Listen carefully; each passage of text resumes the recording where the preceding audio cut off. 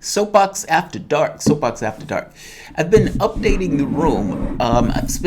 Got up early this morning and spent several hours trying to get the room straight. I still have a little bit more to get straight. Of course, it is my studio, my creative space. You guys have joined me here, so I kind of wanted to be somewhat pleasant. If you are going to be here with me any period of time. I've been going over the polling data. I've been following this stuff. I like to follow the trends in the polling.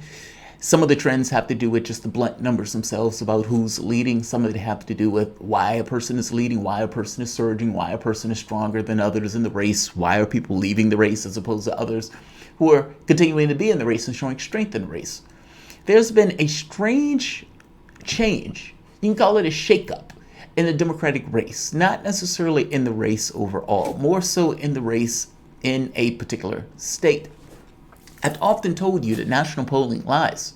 National polling does lie because ultimately the fights that are waged state after state after state, slogging it out in all 50 states. There are going to be some states you're not going to do as well in. There are going to be other states that you do better in. For example, if we look at morning consult, national polling, Biden, 31%, Sanders, 23%, Warren, 14%, Buttigieg, barely registering, 8%. Now, if we say, okay, well, what does it look like in early primary states? Well, the number changes. Biden, 29%, Sanders, 19%, Warren, 13%. The trend remains with Biden in the lead, but for the most part, the numbers change. Super Tuesday, even closer. Why? Because again, the fight that's waged is waged in the states. And depending on what it looks like in the states, other states may be affected by what takes place in the prior elections. And Super Tuesday is a massive, massive haul, including the state of California. California is on the game board this year. Under normal circumstances, California doesn't come into the end, and so its major haul of vote total often doesn't matter because the election had been decided before it even got to the state. Not this year. California will be in play, and it will be a major, major haul in regards to the delegates that will be distributed to the person who just so happens to win it. I want to talk about a few of the polls that have just been released, and I want to show a weird quirk of a change that has taken place in South Carolina for one of the candidates who it's an outlier, so don't misunderstand me, but I would imagine he feels pretty good about himself right now. Welcome to the Soapbox After Dark.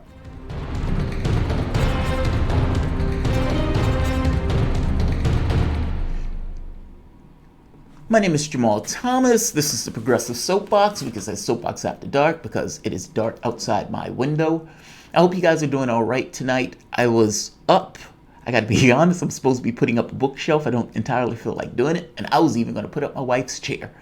So this is going to be a late night. Nevertheless, I saw this and I thought, before I started doing those things, essentially manual labor, making me feel like a man, I built everything in this room.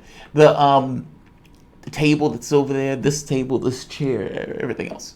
So I've been doing manual labor this weekend in the loads. It feels great. Now, that said, but I wanted to go over some of the polling that just came out because some of it is strange, even though some of it is consistent. California. Again, California is in play this year.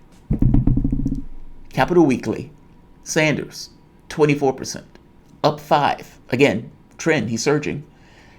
When you're looking at all of these things, Politico just ran an ad. There was another one that came out, an article, where they're like, hey, Iowa is less than a month, and Sanders seems to be surging. Should we be concerned about this? Well, you should have been concerned about it a long time ago. Yes, he's surging. Iowa is in less than a month. New Hampshire a week after. California, Sanders, 24%. Warren, 21%. No change. Biden, 20%. Up 1. Buttigieg, 11%. Down 2. Nobody else registers. South Carolina, Fox News. Joe Biden, 36%. Tom Steyer, 15%. Let me repeat that. Billionaire Tom Steyer, 15%. Now, Bloomberg and Tom Steyer has been putting on a spending spree of ungodly proportions. Bloomberg has spent over $100 million. That was what, a week or 2 weeks ago? At this point, he's probably up to 130 million or so. Steyer, not to be undone, despite being the lesser billionaire in this race. He's a poor man in comparison to Bloomberg. That should give you this notion of how rich Bloomberg is. Bloomberg could spend $1 billion in this primary and wouldn't miss the money one iota. You're like, oh, I just so happen to spend $1 billion in this primary. And he could spend $5 billion. And depending on who wins this race, meaning if Sanders or Warren was able to implement their wealth tax, Bloomberg would have to pay, I think it was like $6 billion. He could spend $4 billion in order to, I suppose, try to win this race. And it would be saving him money. So bizarre. But Steyer and Bloomberg have been on a spending spree. Last I saw, Steyer was up to nearly $100 million that he was spending. I suppose that money got him 15% of the vote tally in South Carolina. This is disturbing to me on so many levels. This is the purchasing of your democracy. He was 4% in October. Now, Biden, his issue is he seems to be falling from poll to poll, even though it's not a huge amount. October 2019, 41%, now 36%. Sanders was at 10% in October. He's slow but steady, 14%. Warren, down 2. South Carolina, Democrats are not going to win South Carolina anyway, so it doesn't matter. But it does have delegates, so it doesn't matter in that sense. But I just mean, in the main election, they're not going to win it. This is Monmouth, and this is New Hampshire. Buttigieg up 10 in New Hampshire since September to 20%.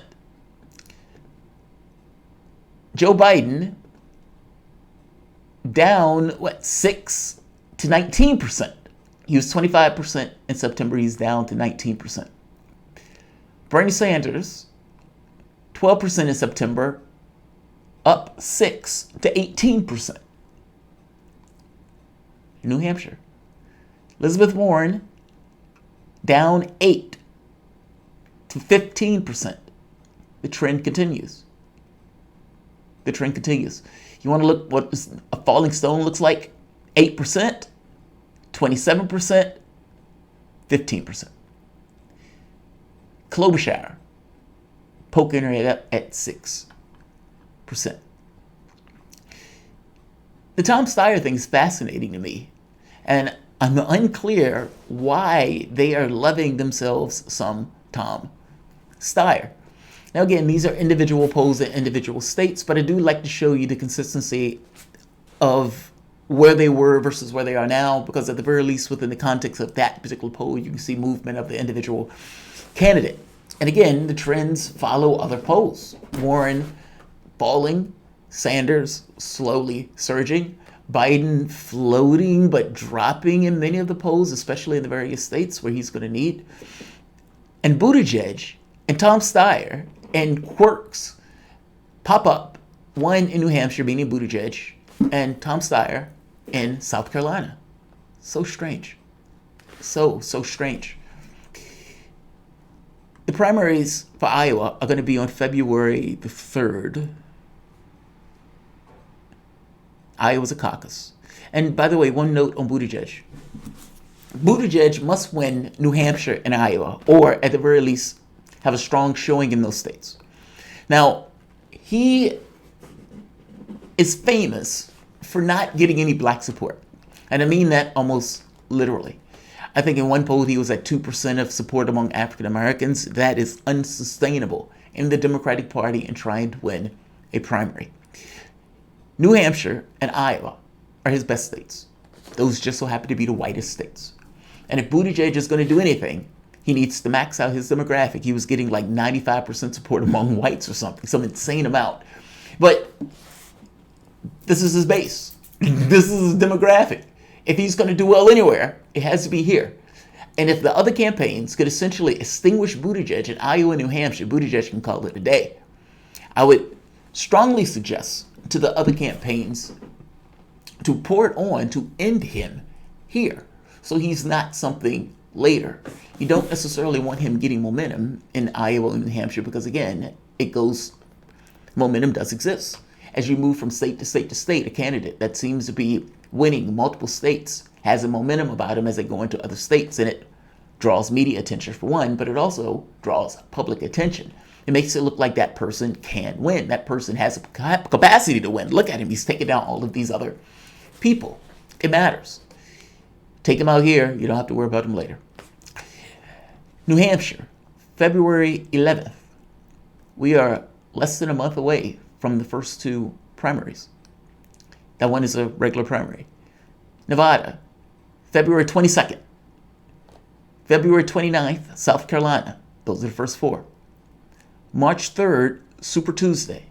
Alabama, Arkansas, California, Colorado, Maine, Massachusetts, Minnesota, North Carolina, Oklahoma, Tennessee, Texas, Utah, Vermont, Virginia. That is going to set the character of the race. There are so many delegates that are going to be distributed by March 3rd. The character of the race is going to be set by that event. Does not necessarily say a winner, but more so how the event is shaping up.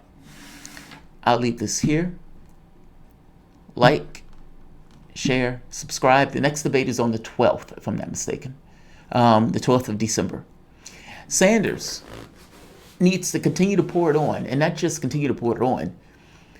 If electability is really going to be the point, a tip of a spear of sorts that he's going to hit Biden with in order to carve out these numbers, meaning Joe Biden, for whatever you want to think of him, has been floating on this kind of left in national polling. When you get into state polling, he gets much, much weaker. But the thing that pierces the veil is to get it across that Biden is not electable. And if you can successfully make that argument, even successfully make that argument to the tune of 5% of the supporters peeling away, Biden loses. Now, the reason why I say that is many of the people who, when you ask them about what they want, about the priorities, they would say, we like Sanders, but we think he's risky. Well, Sanders is extremely close to Biden in much of the polling, and many of the people who are his base that are supporting him are not going to be against him going after Biden at all. In fact, many of the people that are supporting Biden are supporting him because they think he can win, not because they love him. Putting a knife in him and changing the perspective that he can win alters the character of the race, especially if you can peel those people off and they go to you. And even if they don't go to you, they go to someone like Buttigieg in the later states. Still better for you. Still better for you.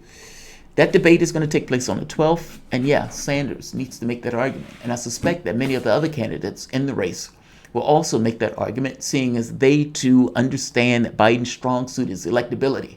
And the thing that you need to break, the thing that you need to tarnish and tear at is that very specific notion. 14th. Oh, 14th. I thought it was the 13th. I thought it was the 12th. 14th. I'm sorry. The debate is on the 14th. I'm sorry. Debate is on the 14th. My audience corrected me. Thank you. I don't want to give misinformation. Oh, by the way, Tom Steyer, with this Fox News poll, now qualifies for that debate, meaning there are going to be 6 people on that stage. January 14th debate. Thank you. I appreciate it. Thank you. Qualified: Joe Biden, Buttigieg, Klobuchar, Sanders, Steyer, Warren. Those are the 6 people that up to this point have qualified for the Democratic debate. January 14th. January 14th. All right. I'll end this here. Yeah, right. The 12th is a Sunday. Right. That's fair. Epstein's cell tape was destroyed. They often. Xavier Foster, was it? They destroyed his tape? Wow. That's amazing. I'll end this here. Like, share, subscribe. Thank you for the heads up, Xavier Foster. And Rock Lee, thank you for the correction.